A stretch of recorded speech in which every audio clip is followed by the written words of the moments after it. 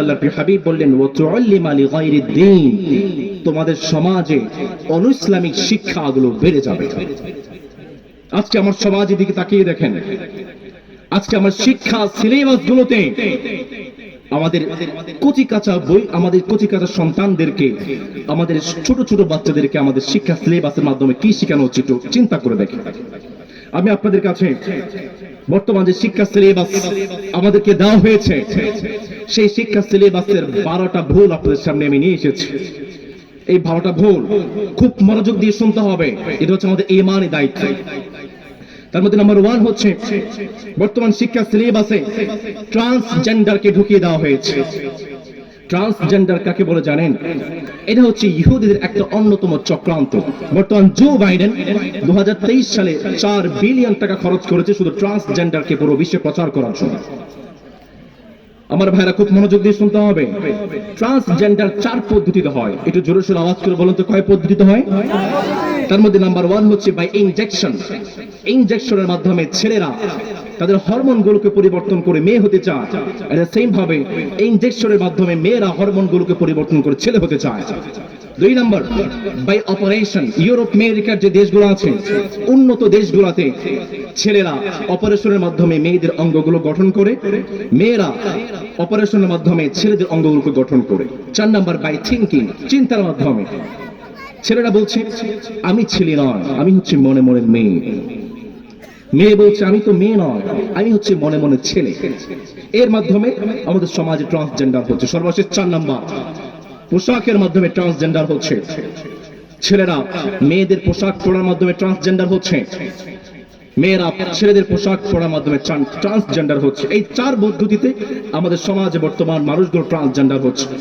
প্রত্যেকটা পদ্ধতিতে হচ্ছে হারাম, এবং যারা এটাকে বৈধ মনে করবে, যারা এটাকে হালাল মনে করবে, তাদের সাথে ওঠা বসাও করা হচ্ছে হারাম।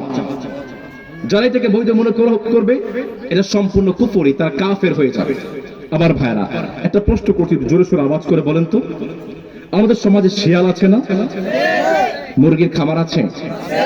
এখন শিয়াল ট্রান্সজেন্ডার মাধ্যমে সে যদি বলে আমি আজকে থেকে শিয়াল নয়, আমি আজকে থেকে মুরগি হয়ে গিয়েছি, এখন আপনারা যারা মুরগির খামারের মালিক আছেন, আপনারা কি শিয়ালকে মুরগির খামারে জায়গা দেবেন? কথা বলেন, জায়গা দেবেন? যদি আমরা শিয়াল মনে মনে ভাবে মুরগি হয়ে গিয়েছি, এই ভাবনার মাধ্যমে আপনি যদি শিয়ালকে মুরগির খামারে জায়গা দেন, এই শিয়াল আপনার মুরগির খামারগুলোকে ধ্বংস করে ছারখার করে দেবে।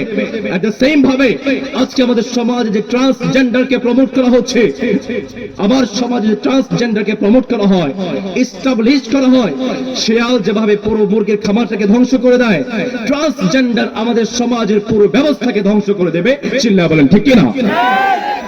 আমাদের সমাজের কিছু উচ্চ শিক্ষিত তারা এই বইগুলোর মাঝে ট্রান্সজেন্ডার ইস্যু খুঁজে পাচ্ছে না।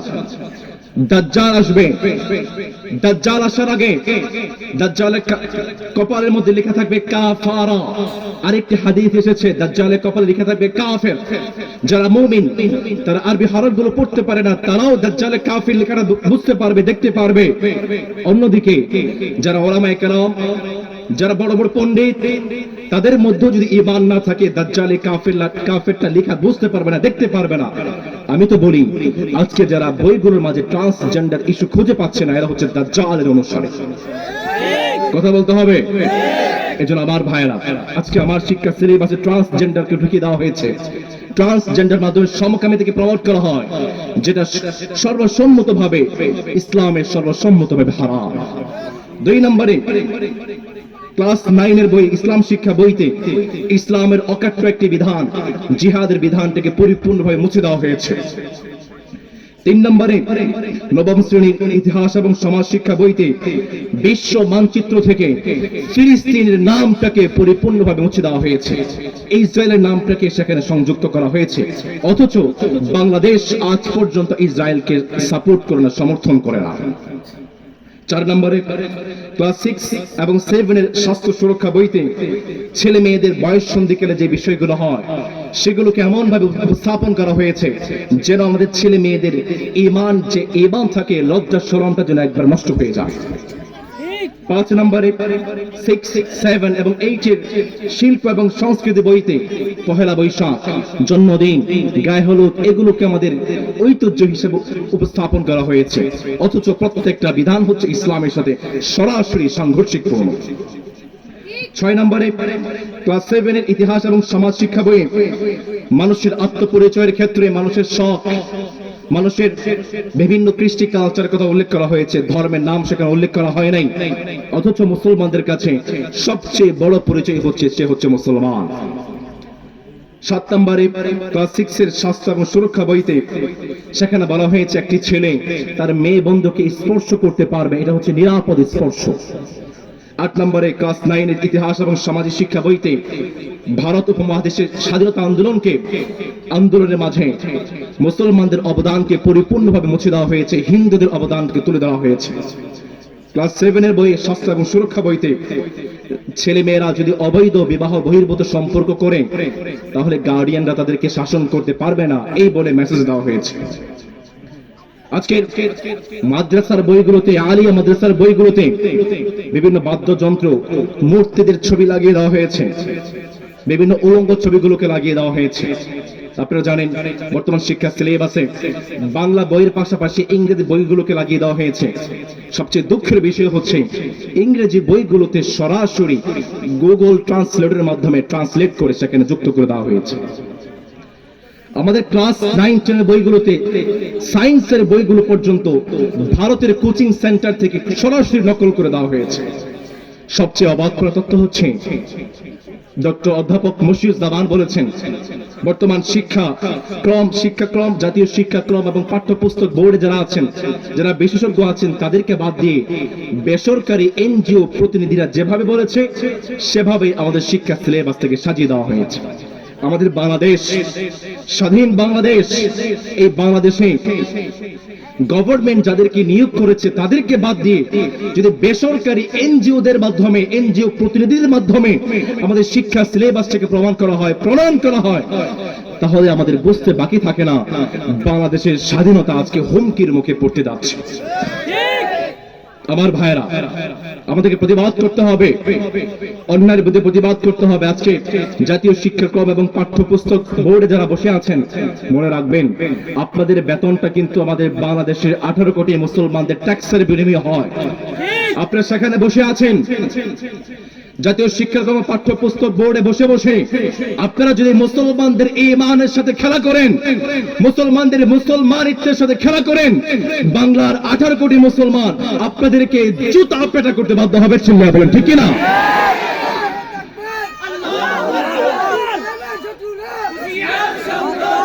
আমার ভাইয়েরা, এখানেই শেষ নয়।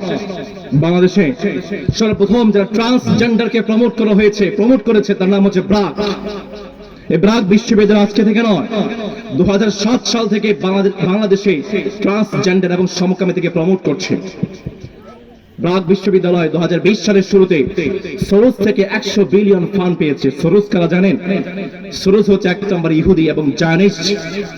বর্তমান ইলন মাস্ক, যিনি হচ্ছেন বর্তমান বিশ্বের অন্যতম একজন ধনী, তিনি বলেছেন এই সোরস, তিনি হচ্ছেন মানবতা বিরোধী, ইসলাম বিরোধী। এই সোরস পুরো বিশ্বের মানবতাকে ধ্বংস করতে চায়। এই ব্রাক এই সোরস থেকে 100 বিলিয়ন ডলার ফান্ড নিয়েছে।